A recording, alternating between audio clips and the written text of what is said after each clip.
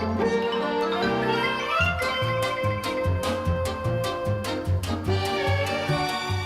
everybody, it's Chris Eads, Wootini from GayGamer.net, here with another weekly video podcast. To start, I just wanted to start by mentioning that I saw a movie, which I haven't done in a while, because there hasn't really been anything that I've wanted to see, or at least that I've wanted to pay for in a theater. That's a lie. That is a bold-faced lie. There were, I did want to see a couple of other movies, but I did not get to them in time, and then they were gone, and that is the problem. So yeah, so I gotta wait. But I did actually go to the theater to see Spectre, the new James Bond movie. And while it isn't a bad movie, I feel like it thinks that it's better than it actually is. It kind of goes out of its way to like tie all of the Daniel Craig Bond films together and say, remember when these people from the earlier movies, well, they're all here and they're all working for this, it was all a big plan. Try not to spoil. But it basically tries to say that everything in the previous movies all ties in together to this movie's big plot, and it was all part of one big plan, and it just feels like a complete afterthought, and they're just retconning it, because I didn't rewatch the last three movies before seeing this one, but I'm pretty sure I don't recall anything in those three movies that sets up any kind of link between all of them, I mean. And it was just kind of frustrating because I felt like Skyfall found a really good emotional core, and that felt like a better finale for the Daniel Craig Bond thing, and if he didn't want to do any more, they should have just started a new series here, and then had Skyfall be the finale of the Daniel Craig movies, because Skyfall was great. Skyfall was really, really good. So anything that's coming after Skyfall is clearly not going to be as good as Skyfall, but I feel like this one wasn't as good as Casino Royale. You know, I'd rank it third of the Daniel Craig Bond films. It's not a bad movie. There's some great stunts, there's great action, and, you know, it's fine. I just feel like the plot itself is trying to be bigger than it is, and then in the end, it's like, okay, so that was it? Well, alright, whatever. And it just feels like they're reaching for these emotional beats that are completely unearned, whereas in Skyfall, they were earned. They set them up, they were good. So if you're a Bond fan, you're going to go see it anyway because that's what you do. If you're not, maybe a matinee? I don't know. I tried to go for a matinee, but they charge full price because it's a Sony movie, and they don't do matinees for the first, like, 2 weeks of Sony movies, which is just rude. I forgot about that. So I was like, oh, whatever, I'll just pay the extra $3 and go for it. As for gaming, to follow up on last week's episode, where I was debating whether or not I wanted to spend $3 on Resident Evil Director's Cut, the PS1 Classic. I did. However, I have not started playing it yet. I did download it to my Vita, but I haven't started it yet because they were also selling Blood Omen Legacy of Kain, which I loved. I loved that game. I barely remember anything about it except that I loved it, and Victus. But if you played it, you get that. And that was like $1.80, and I'm like, for $1.80, how can I not buy this game? But unfortunately, you can't play it on the Vita. It's only playable on the PS3 and the PSP.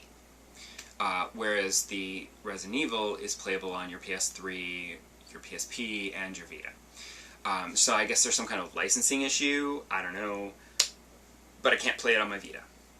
So that sort of sucks. So I had to go and dig out my PSP from the mothballs, and that was fine, but then I couldn't find the charger, because Lord knows the last time I used it was probably like 3, 4, 5 years ago, so there's no charge anymore. The charger was actually harder to find, but I did eventually find it, and I charged it up, and obviously had to do a system update, which, honestly, the system update was probably from like 5 years ago, but I never did it. And then I was actually able, instead of having to try to plug the PSP into my PS3 to copy it over, where I'm not sure how I would do that. I know how to do it with the Vita, but I was like, oh, I'll have to look up how to do this with the PSP. But I was actually able to connect my PSP to the Wi-Fi and just download it directly from the store. It failed a couple of times, but then it worked, and then it was fine. And I started playing it, and it's delightful, except for the screen is really, really small. It's a bit dark, and I'd forgotten how horrible the controls are. They're just not good. Because it's a top-down, and you're fighting the enemies, but like when the enemies are coming at you from a diagonal, I'm trying to get the thumbs, I'm trying to get the, you can't seem to attack on a diagonal. I can't make that work, so I have to kind of go down and then attack up, and it's frustrating. And oh my god, the werewolf form jumping in that, it was horrible. I like died almost instantly on the spikes because I just kept failing every jump, and it was just so awkward and terrible. But nostalgia goes a long way with me, so I can forgive like shoddy controls and whatever, just because the nostalgic experience of replaying this is delightful. I wish I'd done this before Halloween, so I could have been playing it like at Halloween instead of after Halloween, but whatever. It's going to take me forever to play, so I'll be playing this at Christmas. And then in other gaming news, I am excited for Tomb Raider, and I actually pre-ordered it. I don't think I've mentioned this in a previous episode. I pre-ordered my copy from Best Buy because as a member of the Gamers Club, I get like a discount off the game. And plus, by pre-ordering it, I get like a $10 Best Buy reward coupon that I can use on my next game. But I get like 20% off the game. I get $10 for pre-ordering it and then buying it. And they're offering, everybody's offering different pre-order incentive, like DLC. This one was like some kind of a parka that helps you hunt better, and like a different bow. And I love the bow, so I'm super excited about that, as opposed to like, I think GameStop is giving you like a hand cannon gun, and I'm like, no, I love the bow. So I'm all about that. If they give me a better bow, that'd be super sweet. But I'm not so concerned about that. It was mostly the discount that I was more excited about. And they said I was going to do in-store pickup, but then they said we can deliver it to you on release date. And I know that Amazon delivers on release day. If you order a movie or a game, you will receive it on release day. And that is a known fact. But I've never done that with Best Buy before, so I don't know if Best Buy is that good. And so I don't know when they're going to ship it. Hopefully they'll ship it on Monday and overnight it for Tuesday delivery, because otherwise I'm going to be really cheesed off. Because the only reason I chose home delivery was because they promised it on release date, and then I just was lazy and I didn't want to have to go out to the store. Why go to the store if you don't have to? If they're offering me free delivery, they're going to send it to my house. That's great. Super psyched for that. I've just been killing time with Rock Band, which the new update, by the way, is awesome. I can now have my band members in every mode, and I customized my band again, and it's great. The only problem is that the customization options are still not that great. Rock Band 3 was much better. I feel like with Rock Band 3, like, it was like me and my husband and then a couple other people, and it kind of looked like my husband, Whereas this one, you can't really customize it enough to make it actually look like somebody. You can kind of come close.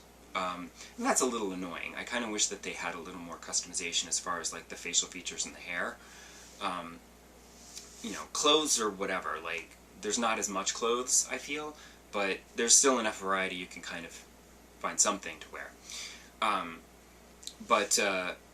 As far as any other features that this update added, I don't know what they are. I only cared about getting my band together. However, I will say this real quick, because I know this is getting a little long. When they released that update, that was the same day that Microsoft decided to update my Xbox to the new Xbox experience, which, changes the whole layout and everything. And as soon as I turned on my Xbox, I saw that it was the new experience, and I said, oh crap, and that downloaded in the background, which is great and whatever. But I couldn't, I was like, ugh, alright, fine. I don't want to experience, I was like, I don't want to look around and do stuff. I just wanted to play Rock Band. So I'm not going to like dig around with the new features and find out where everything is now. So I tried to start Rock Band, wouldn't start. So I ejected the disc, put the disc back in, still wouldn't start. Nothing worked. I tried to go into My Games and Apps to start it through there. None of my games are listed, it's just a blank screen. I mean, like, the cursor would go over them, but nothing would show up, like, visually. Like, you couldn't tell what game you were highlighting, because it was just a blank space. And I'm just like, what? And I was convinced that Microsoft broke my Xbox with this new Xbox experience, and I was like, damn it. So I restarted the whole console, and that sort of fixed it. Like, it brought back some of the games. There were only some blank spaces, but there were some games that were there, and some were blank.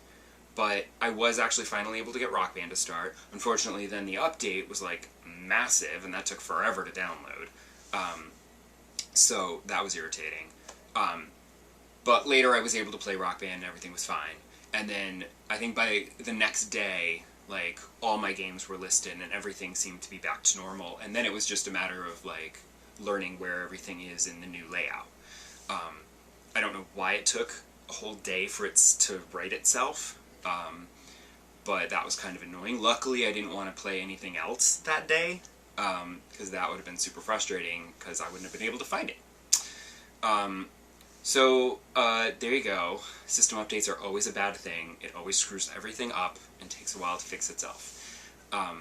It's kind of why I'm glad that I have an Android phone and not an iPhone, because I feel like iOS updates come out a lot more frequently. Like, I wouldn't be able to deal with it. Like, my husband has an iPhone, and he hates updating it, because every time there's an iOS update, like, he won't do it. He'll wait for the next one and then do the earlier one, because it always screws up his phone, and I feel bad.